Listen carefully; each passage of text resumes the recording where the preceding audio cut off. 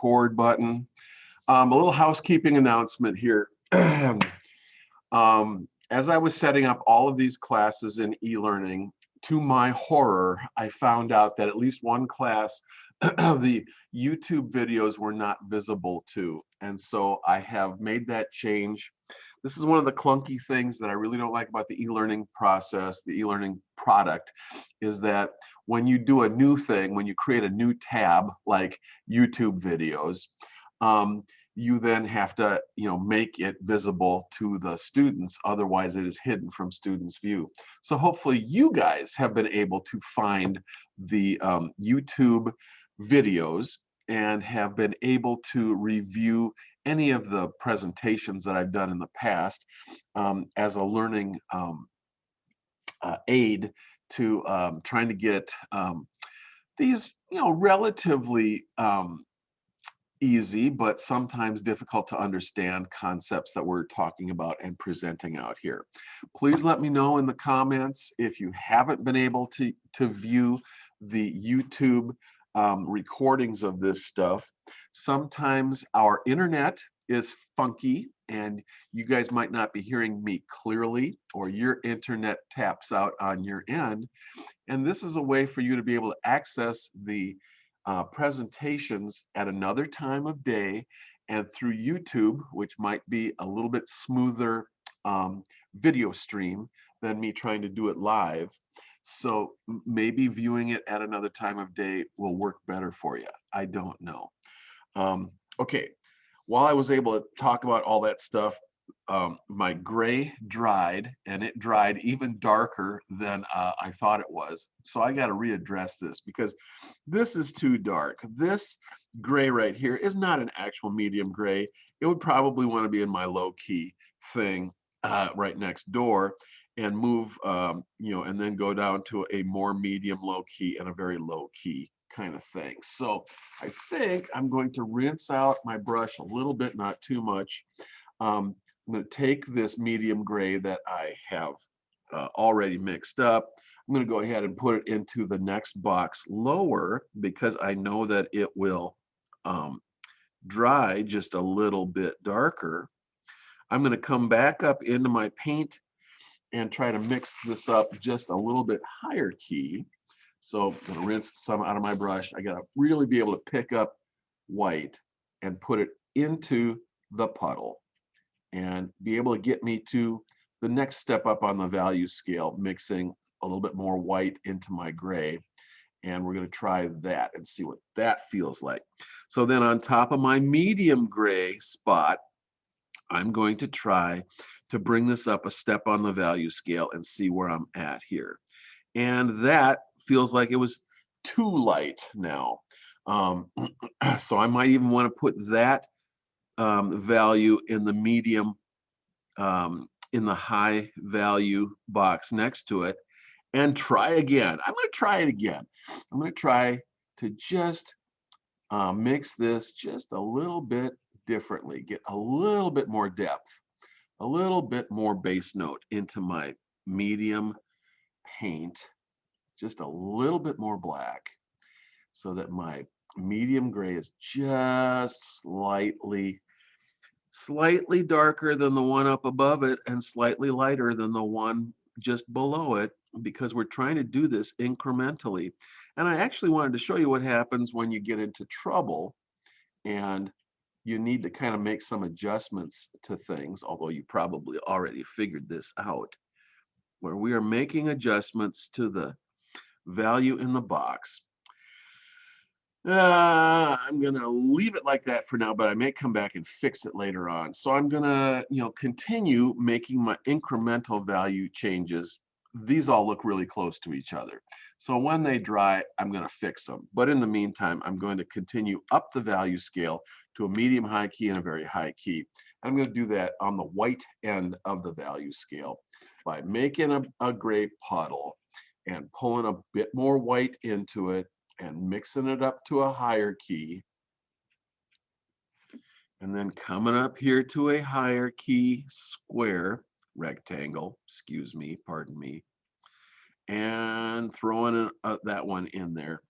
Boy, I don't even like that. I might have to put that one in here because I still need to make it higher key, bring more white in, blend more white in, make it an even higher key value for that step on the value scale. That's starting to look a little bit better to my eyes. And still I need more white.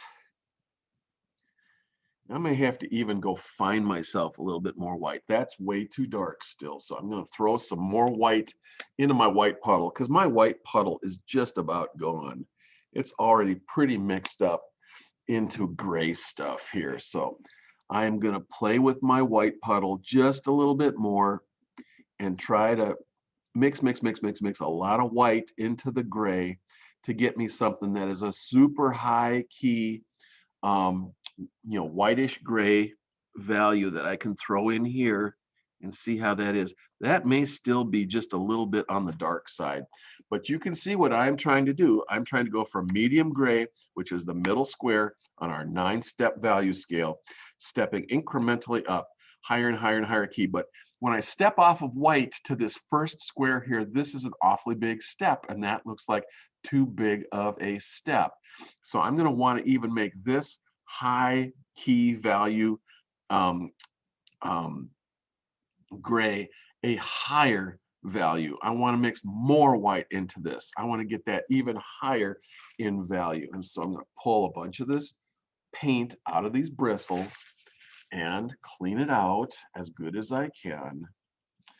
And grab a little bit more white paint, and maybe because this is still wet, I can just do the cheater technique, mixing wet in wet here to try to get my penultimate value to be as high key as I possibly can get it.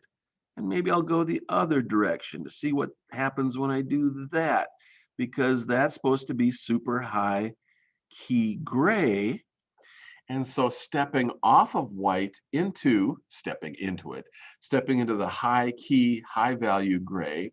And then now the next step feels like it might be just a little bit too big of a step. So you have to just kind of calibrate each one based on the ones that are next to it. The human eye can probably see 10,000 different shades of gray, but the human hand and brush has a hell of a time making 9 steps on a value scale. So we're going to try to do that.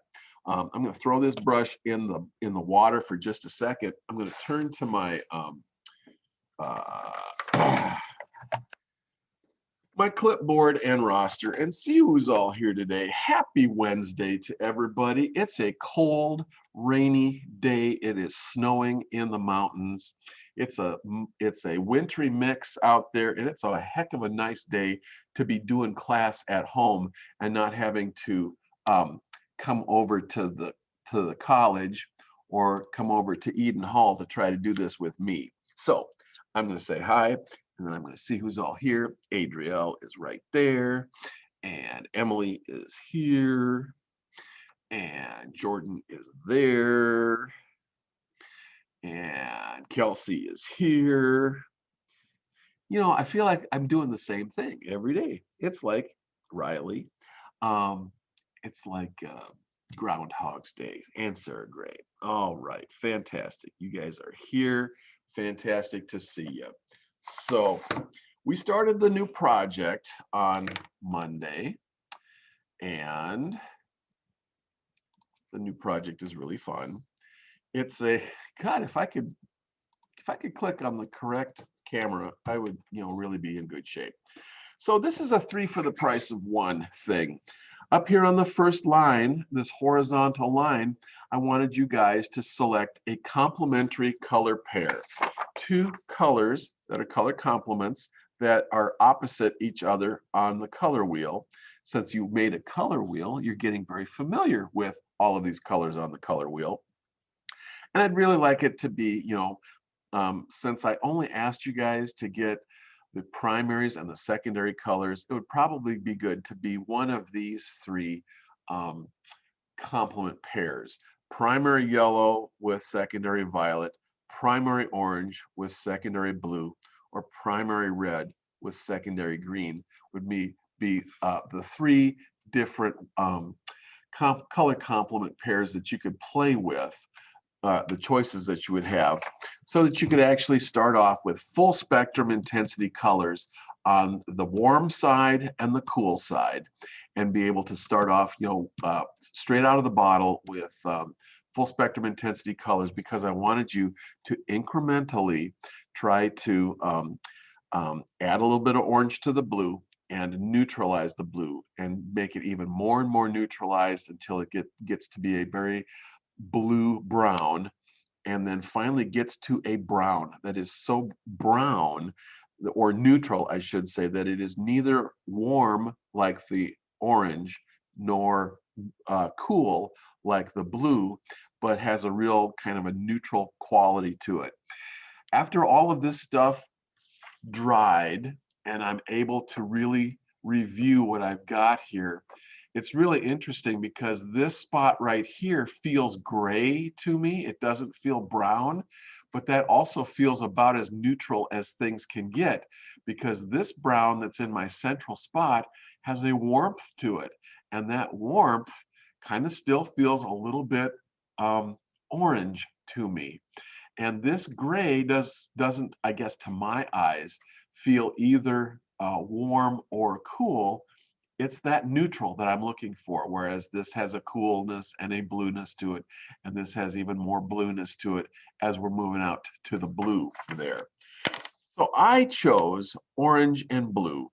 And as a matter of fact, I'm going to put another little dot of orange and blue on my palette this morning, because I just wanted to talk a little bit about them while I'm doing this. And so wash out my brush, rinse out my brush. In fact, I've got some pretty dirty water there. So I'm going to go ahead and make myself a thing of clean water here so that I can clean out my brush just as good as I can before I change colors, because this gray water in the brush and all of this gray paint would neutralize the colors in my brush when I went into my absolutely pristine and pure orange or blue.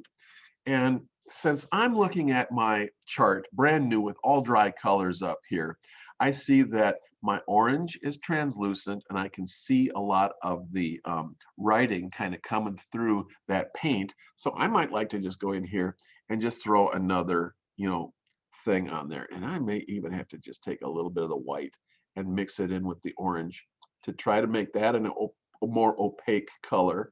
White is our opacifier, especially if it's a titanium white. But anyway, I'm going to try to throw that on top of there. And I can tell that that neutralized the orange just a little bit by mixing it with the white. And it didn't do a damn thing to stop the printing from bleeding through on that color. So that's kind of interesting. But since I'm here, I'm going to do the same thing with the blue. I'm going to try to rinse out my brush and wash out my brush, rinse out and wash out my brush, and try in a little bit cleaner water, and go into my blue puddle. Oops, I'm off camera. Sorry about that. Go into my blue puddle and come back into my blue, because even the blue is on the first coat, it was bleeding through. I could read some of the stuff in the blue spot over here, the blue rectangle on the right side. So I wanted to repaint that so that I had a more blue square. I'm trying to get full spectrum intensity colors on the two ends of this blending, line blending exercise. So I wanted my blue to be as absolutely blue as it possibly could be, my orange as possibly could be, so that as I neutralize the orange incrementally towards the middle and neutralizing the blue, that I can really get things that I can actually see as differences in that process. Okay, and I may not be able to get it perfect, but I just wanted to show you that I wanted to go back and at least address it a second time, if not a third time, to try to perfect it, to try to get it to be as bright a color as possible, so that as I neutralize colors, I do get different colors and I get the best effect that I possibly can. Um, so we're learning that you can take a complementary color pair, and I'd like, this sheet is set up so that you put the warm color on this side, because I've got yellow, orange, or red that are possible places over on the left side of the sheet for you to use. And I think I'm going to rinse out my brush one more time, because I threw a little bit of orange in the orange spot here with the afternoon class, just to make sure that you guys, had this thing as kind of a placeholder down here so that you didn't change colors on me, because, I know you guys, and I know that you would, given the chance to change colors, you might go to red and green or yellow and violet and change colors on me.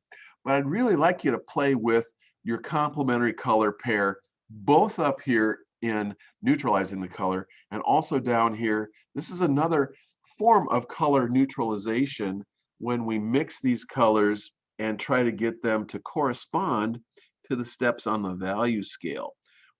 Because as we add white to orange, it becomes a little bit more neutral as it becomes higher and higher key. When we get to an orange white up at the top, that is supposed to correspond to the white on the gray value scale.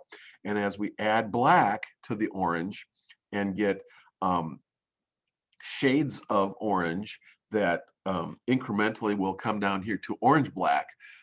Again, I would like these to correspond, when I'm looking across the value scale, to these values in the gray scale, and also these values of paint over here on what is going to become my blue value scale over here. Because we want to know that blue or orange or any colors that you're choosing, when we tint them, they will become tints of that color, and we can incrementally get them to correspond to steps on a value scale. And when we add black to blue, we are also going to get shades of the blue that we can try to get to work with us and make those changes. So a quick application of blue. This is the square that has blue in it that that I have already indicated is supposed to be blue.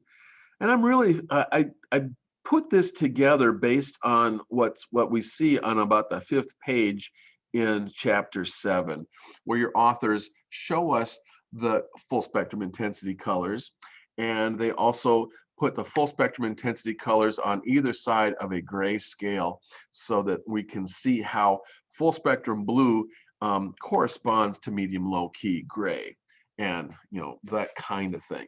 So I'm going to go back and just fill in and try to finish something. I'm going to try to finish something for you guys, which is this gray scale here.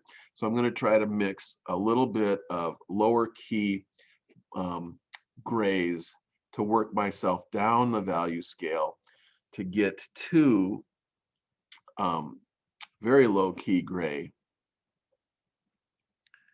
And so this is supposed to be darker than the one above it. And hopefully it's coming through on the camera, on the monitor, as a lower value gray than the one directly above it. And so I'm going to pull just a little bit more black in there and try to make a super low value gray, a super deep value gray, and throw it right in there, right above the black, so that it all works together. And I'm trying to do this on camera so you can see what I'm doing too. And I'm trying to do it with paint that is rapidly drying on my palette, because it is, of course, what? Acrylic paint that dries really fast. So we're going to try to just pull just a little bit more black into there to make it even a deeper gray, if I can. Okay, come on, you guys. Give me something that I can use here. Something that's a super deep gray. that isn't too black, because I'd like it to be one step above black on a value scale so that I can get incrementally different values as I'm running up the value scale. And so I'm going to bring this up to the camera, and this one may dry to be so black that it's the same color as black. And so I may have to bump that up a step on the value scale. And I see that these two are really similar. So I may have to bump up medium gray or bump down the next gray below medium gray.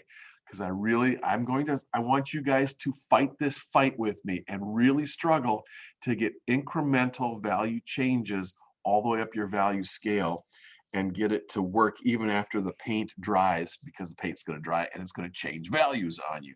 So that's a thing.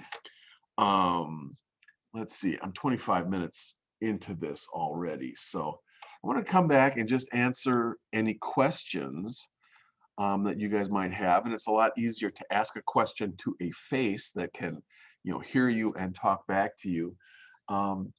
As I've been doing this demo, I wanted to, demo this for you guys because this seems like it's a lot of horsing around and stuff. So far, do you guys have any questions for me? Is this fairly clear in terms of what I'm asking you to do with these various value scales and neutralizing scale on this thing? And if there's only silence on the other end, I'm going to assume that it is okay. But if you are really lost and wondering, what the heck does Mr. Fritz really want us to do? I need to know. And you might be the brave one who actually asks the question that everybody else is dying to know, but they're too shy to ask the question. So look at all you people sitting back there. Are you drinking coffee this morning and having a good time? All right. Well, I'm cleaning out a brush while I'm talking to you guys, and then I'm going to dive right back into it. Nobody has asked me anything on the chat. No microphones have become unmuted, so I must be either sufficiently entertaining this morning, or you just don't have any questions for me. So I'm going to go right back in, and I'm going to try to do the orange value scale and see what that's like, because I think it'll be fun. If I could just click the right darn thing, it would be even better. So here we go. So orange, I'm going to take a little bit of white and mix it in with the orange to try to get up to white orange up here. And then I'm going to be mixing black into the orange to try to go down on the value scale. I need more orange. That might have been a really nice one for the next one up. Man, this particular paint doesn't cover real good, and so I'm still getting lots of bleed through on the, well, you can see it right there. Lots of bleed through on the text kind of coming through this thing. I'd like you to try to defeat the bleed through if possible.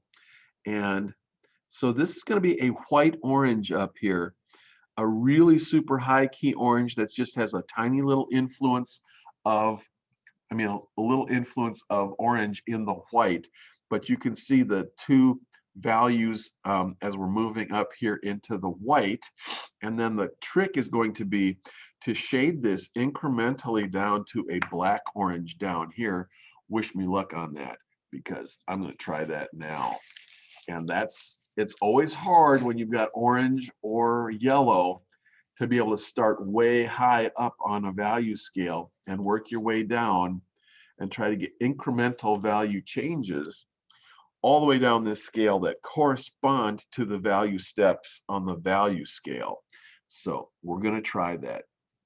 Good luck. Okay. And so I'm putting some black in here, and damn, it didn't take too much to make that black. Oh my God. Okay, what have I got? Where am I going with that? That's a good question. I have no idea what this is, but it's pretty deep on the value scale. So I'm going to throw it into someplace like this because I've got it on my brush and I need to do something with it.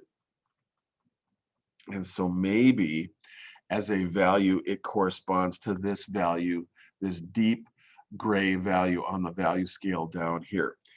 In the meantime, I'm going to get my orange out and throw a bunch more orange into this side of this puddle right here so that I've got something to play with, so I can pull orange into here and see what I can do as I try to climb up the value scale with orange. So this is a bit of orange added to what I had going on before.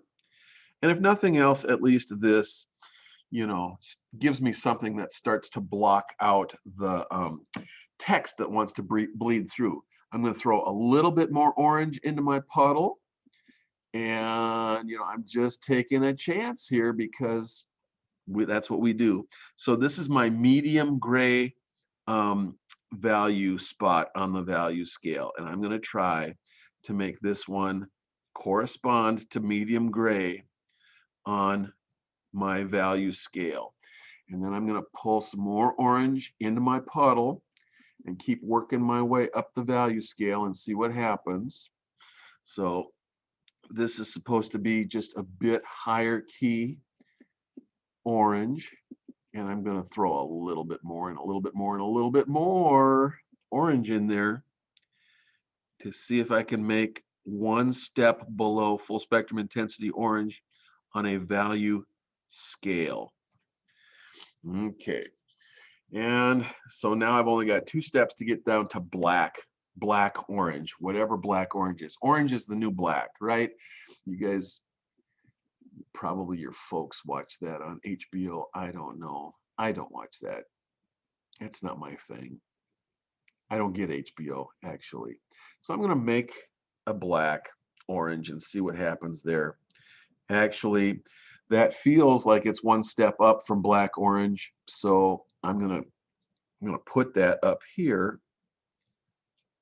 And then I'm going to try to mix up an even blacker black orange for my final spot and blacken that in so that it is a really deep orange, black with just a hint of orange influence in it. Just enough orange in it to warm it up a little bit. If this black is neutral and it doesn't have any warm or coolness to it, and this black feels like it has just a little bit of warmth to it, then that is really what I'm looking for in terms of a black orange. And even this white orange up here has dried a little dark. And so maybe I could even throw a little bit more white on top of that so that it is indeed a white orange, because I am really trying to get incremental value change to see if I can get a value scale going just based on orange mixing with white and black. And then it's going to be the same thing, only in reverse over here with blue, because we're going to be tinting blue, and we're going to try to get these 6 steps of blue tinted all the way up here to a white blue up here, and then using black, getting 2 shades of blue to step down from blue, which is a deep medium deep gray, all the way to a black blue. And so this should really have a blackness to it that just has a very cold, cool feel to it or aspect to it, again, so that they correspond across the value scale. When we get all done with this, we want to just keep checking and checking crossways to see if everything corresponds across the value scale on the horizontal, as well as giving us nice incremental value changes on the vertical piece of the value scale. First for the shades of gray, the gray value scale, and then we want to check that with the orange. We want to make sure that we get the same kind of incremental value change with the orange value scale and the same kind of incremental value change with the blue value scale. Watch me take a breath, clean my brush, and come back one more time to you guys to see how you all are doing here. I got to find my face, the camera that has the talking head on it, so I can check in with you guys. Does this make sense? Is this, and if you've already finished it and you're doing an eye roll right now because this was so easy and you blasted it out on Monday, I would appreciate knowing that so that I don't have to teach so damn hard on my demonstration on a Wednesday. Otherwise, I'd like you working on this for Friday and see how close we can get to being finished by Friday. And again, photographing this in the daytime with all the lights off inside, but with on a cloudy day with diffused cloudy light coming in through a window should hopefully give you the best colors that you're going to get, on your, there we go, the best colors that you're probably going to be able to get um, on your phone to be able to show me what the colors are. I really haven't opened up the color wheels yet to be able to grade the color wheels. I will do that probably just as soon as I get off from this chat this morning. I'll look at your color wheels and see how they're coming out. But that's what we are working on today, this week, is this very easy and yet super complicated thing, because it's incremental, and we're trying to get all this incremental change in value and in neutralization or intensity happening in this chart, because then we get to see how colors work with tinting and how they would work on a value scale, as well as the idea of colors that can be neutralized by the addition of a little bit of their color complement.